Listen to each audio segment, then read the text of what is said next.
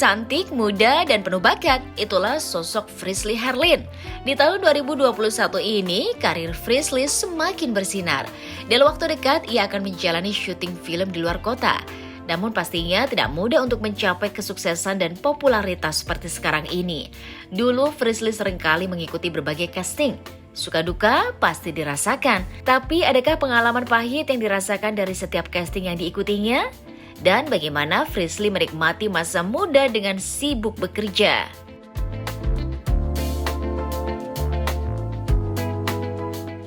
Kalau dalam waktu dekat itu yang udah pasti film, karena sekarang udah memasuki proses reading.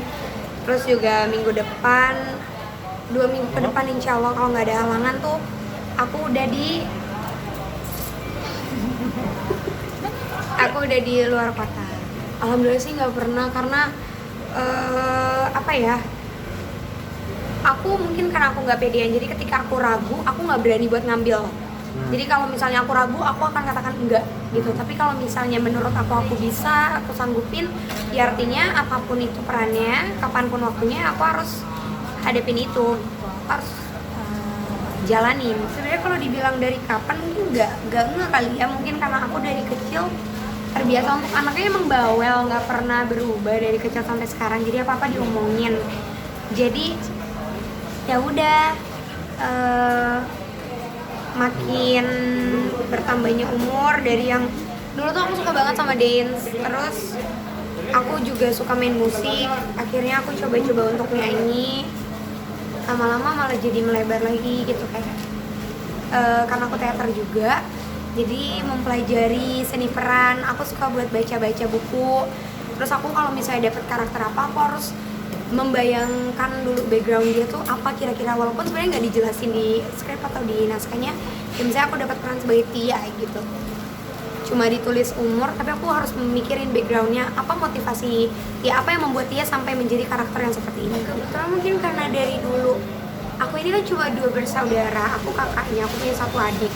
Dan dari mulai pas aku udah pertukaran pelajar, aku emang udah mikir tuh, jadi dari SMP tuh cita-cita aku adalah mempunyai satu tempat usaha, jadi orang lain yang bekerja untuk aku.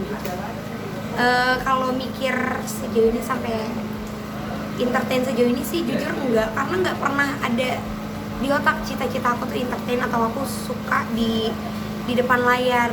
Aku malah lebih suka untuk debat, untuk baca dan nulis, dulu tuh kayak gitu.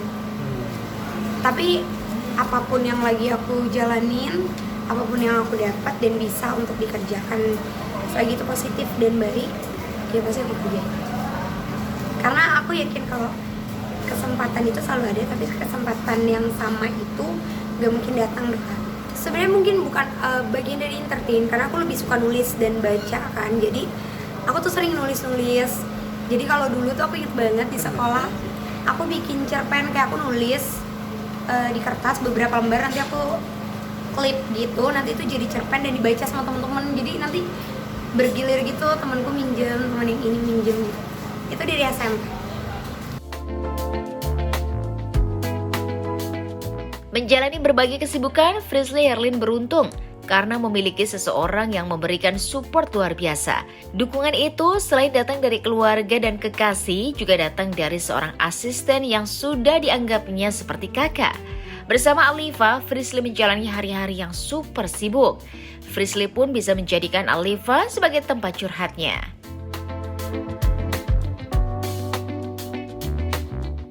Sebenarnya aku bingung sih kalau bilang asisten, Kak Alifa itu tidak sekedar asisten untuk aku, karena di mata Frisly aku tuh bukan butuh yang kayak asisten dalam arti untuk ngurusin aku aja ya, tapi dia tuh bisa jadi kakak aku. Kalau aku salah aku pasti ditegur karena dia galak banget. Kebetulan dia galak banget. Dia juga bisa jadi teman cerita, jadi bukan cuma aku ke dia yang curhat, tapi masalah dia, urusan dia tuh pasti dia curhatin ke aku. Terus juga ada Ojan, itu Ojan tuh teman sekolahku kebetulan.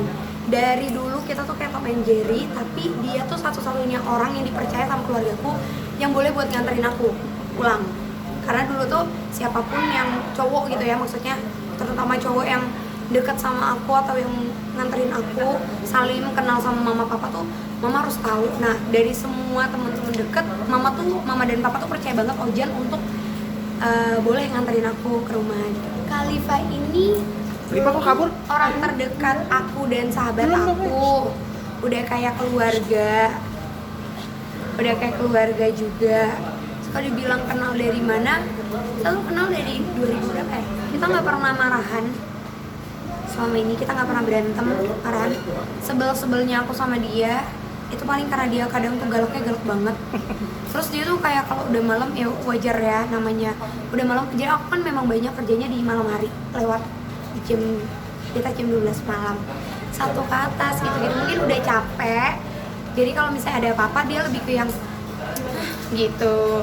Nah sedangkan aku tuh nggak bisa kalau dijudesin, kayak aku boleh kayak gitu dong, gini. Tapi nanti paginya dia sadar, dia minta maaf. Dan sebaliknya aku juga kalau lagi bete sama dia, terus kayak milih yang kita tuh sama sih, kalau akunya lagi tinggi emosinya, dia milih meredam dan udah iya. Dan sebaliknya kalau dia lagi galak banget, omongan dia apapun aku terus dia orang yang berani, karena kalau enggak mungkin sih dia sanggup sama aku.